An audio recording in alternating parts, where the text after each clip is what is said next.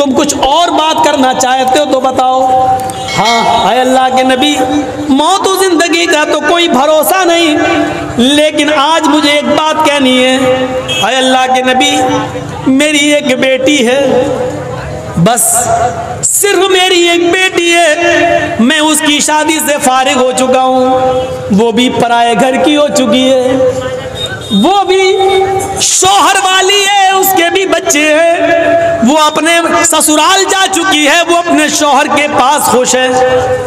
ऐ अल्लाह के रसूल, मेरे पास मेरा एक ये मकान है, एक और मकान है, मेरे पास 2-3 बागात भी हैं, मेरे पास इसके अलावा भी कोई मिल्कियत है। मैं चाहता हूँ कि मेरी बेटी का तो निकाह हो गया है, अब तो कोई है नहीं, इसलिए मैं चाहता हूँ कि इंतकाल से पहले मैं सारा का सारा अपने घर और अपने मकान और अपनी मिल्कियत और अपनी प्रॉपर्टी, जमीन और जायदाद अल्लाह के नाम पे खर्च कर दूँ, फी सबीलिल्लाह लुटा दूँ, सब सदका कर दूँ। आए अल्लाह के नबी, कैसा रहेगा? अगर ये सही है तो मैं आपको दे देता हूँ, आप इसको दीनी काम में जहां लगाना चाहें लगा दें।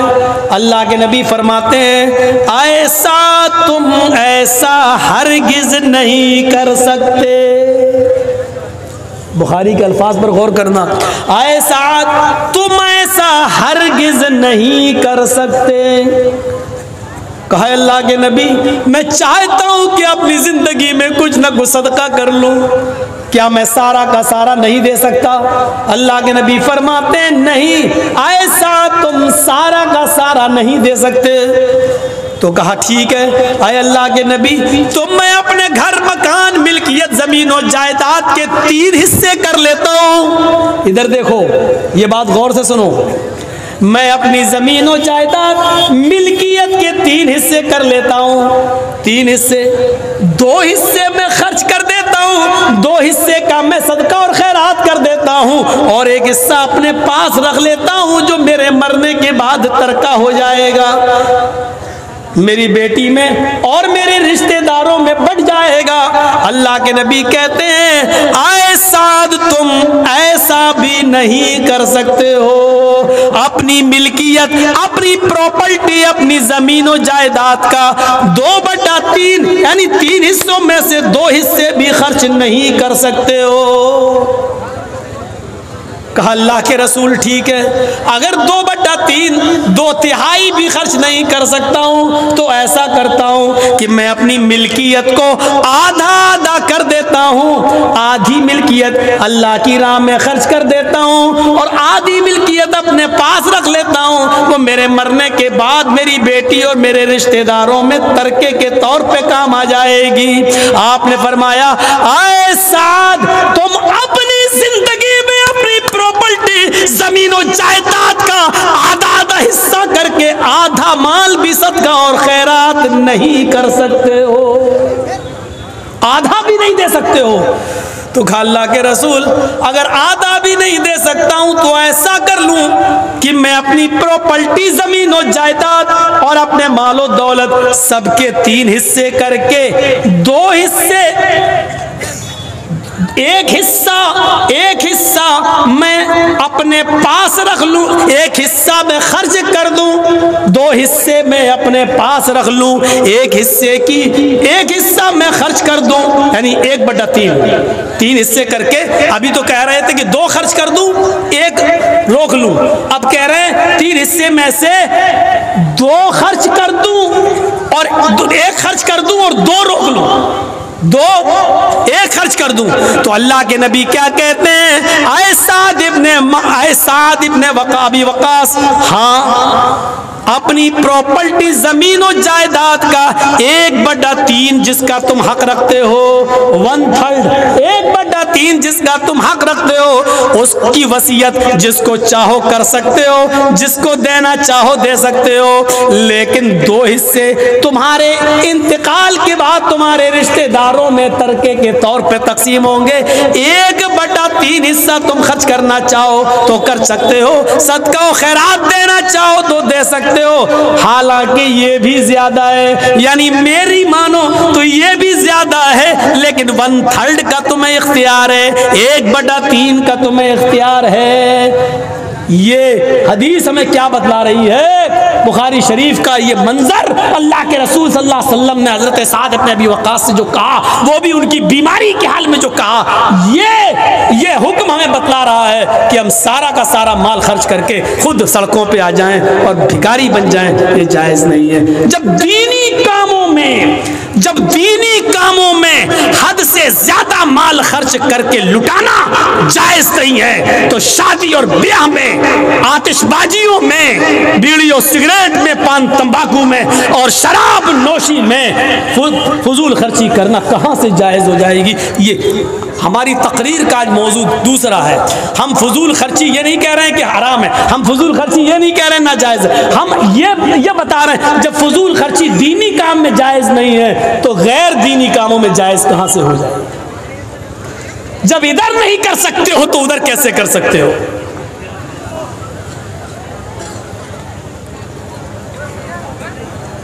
ये जहन अपना बनाइए, खाने में, पीने में, चलने में, फिरने में, बोलने में एतदाल, बीच का रास्ता अख्तियार होना चाहिए, बीच का रास्ता। अरे इबादत में फजूल खर्ची जायज नहीं है। इबादत में अल्लाह के नबी सल्लल्लाहु अलैहि वसल्लम ने बता दिया, हदीसों की किताबें पढ़ जाइए, जब वुजू बनाने बैठो तो कितने पानी से वुजू बना सकते हो, गुस्ल करने बैठो तो कितने पानी से गुस्ल कर सकते हो, अल्लाह के रसूल गुस्ल में कितना पानी इस्तेमाल करते थे, सब ये छोटी छोटी हदीस की किताब बुलूगुल मराम में आपको मिल जाएगा पूरा का पूरा तरीका। आप कितने पानी से वुजू बना लेते थे, आपको पूरा का पूरा तरीका मिल जाएगा। लीजिए, 2 मुद पानी से आप वुजू बना लेते थे। 2 मुद कितना होता मालूम है आपको? 4 मुद का 1 सा, 4 मुद का 1 सा, 1 सा कितना होता है? पौने तीन सेर, यानी 2.5 किलो, 2.5 किलो। 4 मुद का 1 सा यानी 2.5 किलो का 1 सा, और अल्लाह के रसूल 4 मुद नहीं 2 मुद यानी 2.5 किलो से आधा कर दो, कितना हुआ? 1.25 लीटर पानी से वुजू बना लेते थे, और फिर आप कहते थे पानी बचाओ, पानी में फजूल खर्ची मत करो। अब आप अंदाजा लगाइए, जब नमाज के लिए वुजू शर्त है और वुजू में भी 1.25 किलो पानी से ज्यादा अल्लाह के रसूल खर्च नहीं कर रहे हैं, जब 1.25 किलो पानी से ज्यादा खर्च करने को फजूल खर्ची में शुमार किया जा रहा है, वो भी नमाज के लिए, तो हमें बीड़ी, सिगरेट, शराब और पान तंबाकू में पैसा खर्च करने की इजाजत कौन सी शरीयत देती है? कौन सा समाज देता है? कौन सी सोसाइटी देती है? शादी में 15, 20 और 50 आदमी से ज्यादा 200 आदमियों की बारात कौन सी शरीयत हमें इजाजत देती है? मेहमानों के लिए बकरे, कोरमे, मछली, फ्राई और शाही पनीर और सब्जी के आइटम अलग 20 किस्म के आइटम बनाने की कौन सी शरीयत इजाजत देती है? कहां से हमने लिया है ये सब? जब वुजू के अंदर पानी को ज्यादा खर्च नहीं किया जा सकता। एक शादी, ओफो, कितनी बार सुना होगा ये वाकया। अल्लाह के रसूल सल्लल्लाहु अलैहि वसल्लम के पास, नबी अकरम के पास एक औरत आती है, एक औरत, कितनी बार ये वाकया सुना होगा, और आकर कहती है अल्लाह के रसूल मैं अपने आप को आपको हिबा कर रही हूँ, मैं अपने नफ्स की मालिक आपको बना रही हूँ, मैं आपसे निकाह करना चाहती हूँ। अल्लाह के रसूल ने उसको एक नज़र देखा, और नज़र देखने के बाद आपने नज़र नीची कर ली और फरमाया, अरे औरत, अब मुझे औरतों में कोई रग़बत ना रही, अब मुझे किसी औरत की ज़रूरत नहीं, यानी अब मुझे शादी की कोई ज़रूरत और हाजत नहीं है। वो औरत वहीं बैठ गई कि शायद अभी अल्लाह के रसूल हमारे लिए कोई फैसला करेंगे। वही एक सहाबी बैठे थे, कहा अल्लाह के रसूल अगर आप नहीं करना चाहते हैं तो मैं निकाह का ख्वाहिशमंद हूं, मेरे साथ निकाह कर दीजिए। ओए होए, जरा देखिए तो सही, अल्लाह के नबी सल्लल्लाहु अलैहि वसल्लम फरमाते हैं तुम निकाह करना चाहते हो? कहा? उस औरत से पूछा कि ये चाहते हैं, तो कहा अल्लाह के रसूल अगर आप नहीं करना चाहते तो इनके साथ कर दीजिए। तो आपने उस सहाबी को अपने करीब बुलाया। बुखारी के अल्फाज देखिए, आपने फरमाया क्या आप अपनी बीवी को मेहर में कुछ दे सकते हो? जरूरी है मेहर। जिस चीज की सबसे ज्यादा जरूरत होनी चाहिए समाज और सोसाइटी में, निकाह के वक्त एक काजी को निकाह पढ़ाने वाले को पूछना चाहिए कि आप अपनी बीवी को मेहर कितना दे रहे हो। फिर औरत के पास खबर जाना चाहिए उस लड़की के पास कि तुम्हारा होने वाला शौहर इतने रुपए मेहर देना चाहता है, क्या तुम इतने रुपए मेहर या ये मेहर में ये लेना चाहती हो, क्या इतने में तुम कबूल कर सकती हो? लड़की और लड़के दोनों की रजामंदी पर और जितने पर तय हो जाए वही शरई मेहर है। लड़की लड़के की हैसियत से ज्यादा नहीं मांग सकती है, और लड़का भी अपनी हैसियत से बहुत कम करना चाहे तो वो भी उसके लिए सही नहीं, अपनी हैसियत के मुताबिक दे। अरे वलीमे में जब 5 लाख खर्च कर सकते हो तो अपनी बीवी को 50,000 का मेहर क्यों नहीं दे सकते हो भाई? मोटरसाइकिल मांगने में तुम्हें शर्म नहीं आती, हया नहीं आती, और मेहर देने में तुम्हें इतना मेहर? शरीयत में का मेहर रखो 66 रुपए 40 पैसे। मेहरे फातिमा रख दो। यहाँ मेहरे फातिमा याद आ जाता है, जहेज लेते वक्त जहेज फातिमा याद नहीं आता है। मेहर का मामला हो तो मेहरे फातिमा याद आता है, और जहेज लेने का मामला हो तो वहां पर मेहरे जहेज फातिमा फिर याद नहीं आता है। एक तकिया हो, चटाई हो खजूर के पत्तों की, और तकिए में भी खजूर के पत्ते भरे हुए हों, और मिट्टी के साथ बर्तन हो, एक चक्की हो जिसमें वो कुछ पीस लेती हो, ये याद नहीं आता है। वहाँ मोटरसाइकिल याद आती है, वहाँ मोटरसाइकिल। और कितना कितना बुरा तो बोल चुका हूँ, इसके बावजूद भी तो शर्म नहीं आती है, इतनी बेशर्मी है। अरे हम इंटरनेशनल भिखारी तक बोल चुके हैं। मोटरसाइकिल मांगने वाले को इंटरनेशनल भिखारी का खिताब भी हम दे चुके हैं।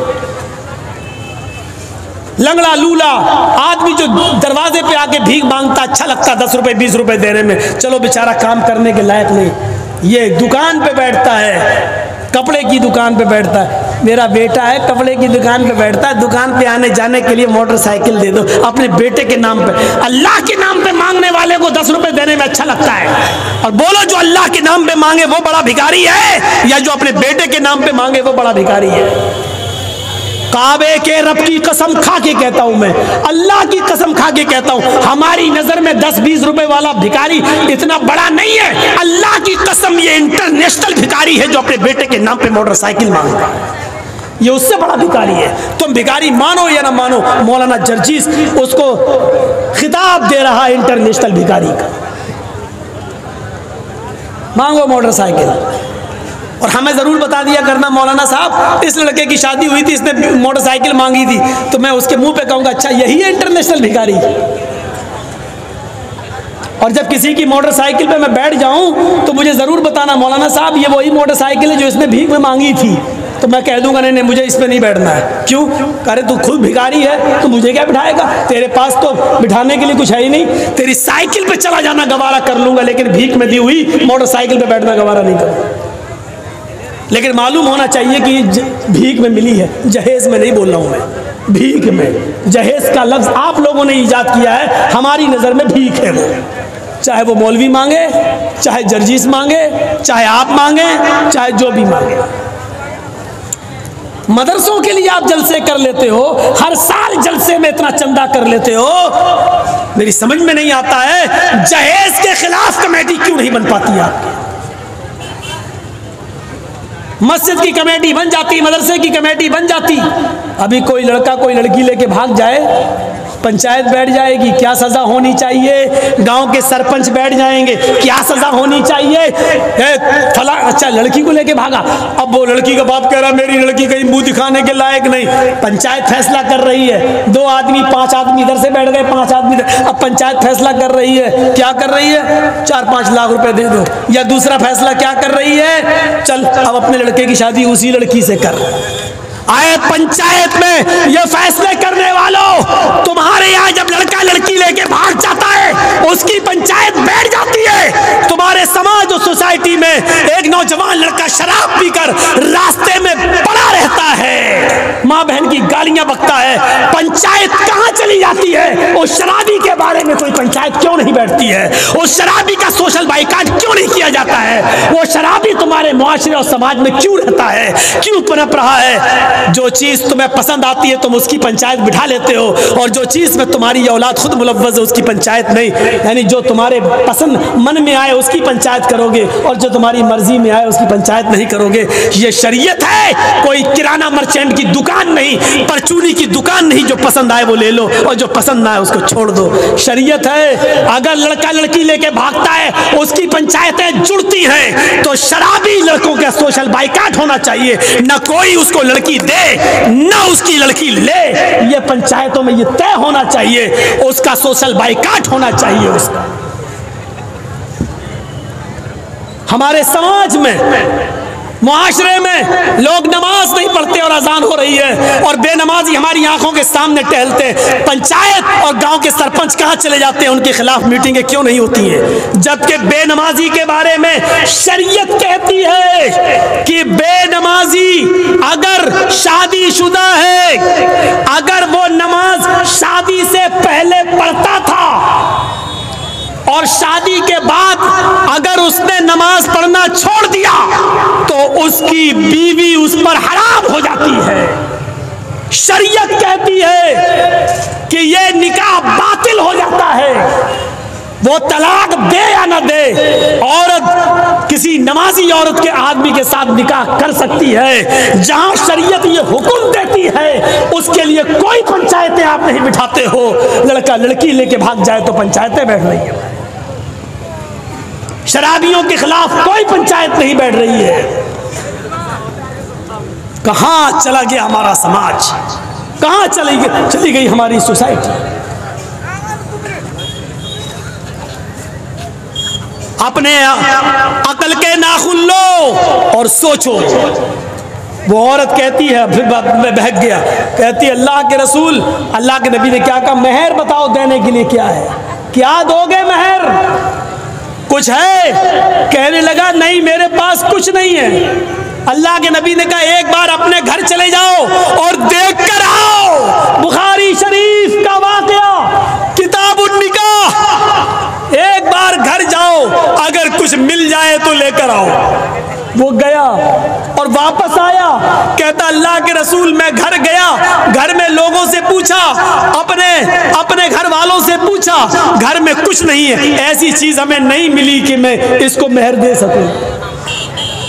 मेहर देने के लिए भी नहीं है, घर में कुछ है नहीं और शादी का सपना हम तसव्वुर करें हमारे यहाँ हो जाएगी।